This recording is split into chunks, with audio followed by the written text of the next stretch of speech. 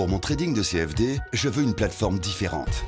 Des graphiques personnalisables, une exécution rapide, des spreads serrés, avec un acteur reconnu présent en France. Trader différemment avec CMC Markets. Salut, c'est Trado, content de vous retrouver. Désolé pour l'absence de vidéo hier, mais j'étais vraiment dans l'incapacité de la faire. Et ce soir, je la fais, mais avec un petit peu de retard. Je sais que vous me pardonnerez. Alors, j'aimerais commencer par une mise en perspective de tous les indicateurs. Vous savez que depuis maintenant à peu près 2-3 mois, j'utilise Ishimoku systématiquement parce que je trouve que c'est un très bon indicateur de suivi de tendance. Maintenant, il faut quand même avouer que sur ce coup, Ishimoku a été lent dans son passage en tendance baissière. Maintenant, nous sommes en tendance baissière. Effectivement, nous sommes en dessous du nuage. Le nuage, c'est en bleu. Ici, on est en dessous, pas de doute. Et la Chinku valide cette tendance baissière puisqu'elle est en dessous des prix. Donc, clairement, on est en tendance baissière. Maintenant, il faut savoir que d'autres indicateurs techniques que je suis régulièrement et que vous avez peut-être découvert avec moi sont passés baissiers depuis un moment. Le SAR était vert ici, il a été cassé ici. Il est donc négatif depuis le 13 juin. Le super trend, qui est également un indicateur de tendance que je suis régulièrement, est passé négatif depuis le 25 juin. Alors bien sûr, je ne dis pas que Ishimoku soit à mettre à la poubelle, loin s'en faut, j'aime beaucoup cet indicateur, mais il est vrai que comme c'est un indicateur un petit peu balourd, en ce sens que l'inversion de tendance se fait quand on passe de l'autre côté du nuage seulement, eh bien on est passé en tendance baissière clairement que depuis le 8 juillet, donc avec un petit peu de retard par rapport aux autres indicateurs. Mais c'est pas grave, ma vocation elle est purement pédagogique, c'est à vous également de voir le pour et le contre de chaque indicateur et ma prétention n'est nulle autre que celle-là, vous aider à bâtir votre propre système de trading. Voilà, vous voyez, donc Ishimoku, c'est pas non plus la panacée, quoi, Alors, cela dit, nous avions une zone de résistance ici. Cette zone de résistance n'est pas facile à passer. Aujourd'hui, on abandonne quand même 1%. Et du coup, vu que tous les indicateurs sont baissiers, on peut se demander ce qui nous permettrait d'avoir une opinion positive pour demain. On est en dessous de la Tenkan, en dessous de la Kijun, au-dessous du nuage. On est dans un biseau d'élargissement là, descendant, dans lequel on fait des rotations pour l'instant.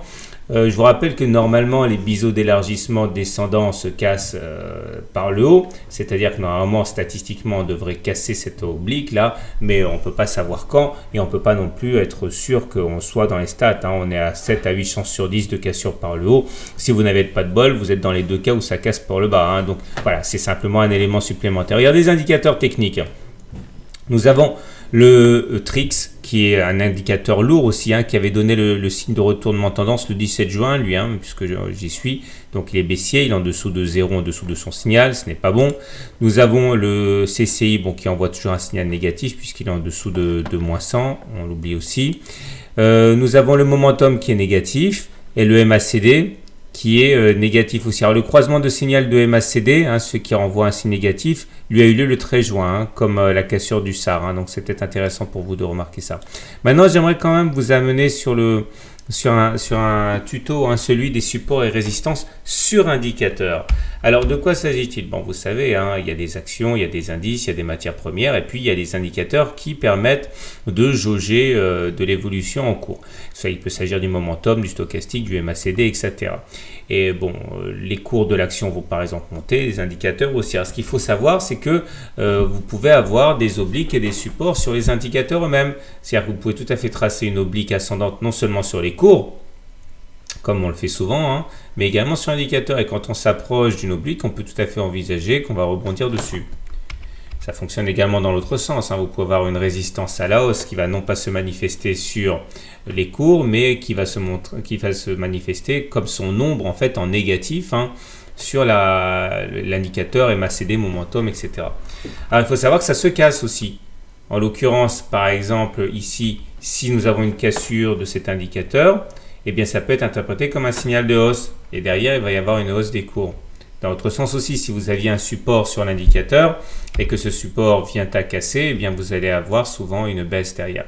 Alors, ce qui est intéressant à ce niveau, c'est que, et c'est peut-être le seul élément positif que l'on ait, c'est regarder le momentum.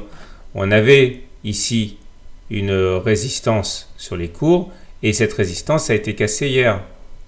Ok, moi je ne l'ai pas fait en temps réel parce que j'ai pas fait la vidéo, mais bon, aujourd'hui on vient juste retester, on va faire une sorte de throwback sur la base de cet oblique qui a été cassé. Et regardez également sur le stochastique, pareil, on a ici une oblique et là, derrière, une cassure qu'il y a eu. Donc même si c'est mauvais globalement, le stochastique, il y a une cassure et regardez, à bien y regarder, on est juste au-dessus de 20. C'est-à-dire on est en train de sortir doucement de la zone de survente.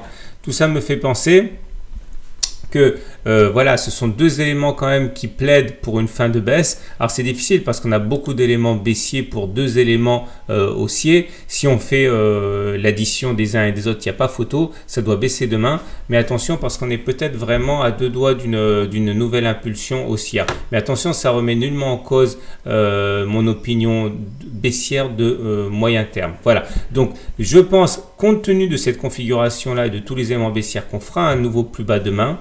Mais il faut savoir que il ne faut pas être aveugle. Il y a deux signaux haussiers. Je fais le pari que les signaux baissiers l'emporteront sur les signaux haussiers. Mais voilà, vous savez lesquels ils sont, ces deux signaux haussiers. Voilà, je vous souhaite une bonne journée, de bons trades et je vous dis à demain pour la mise à jour.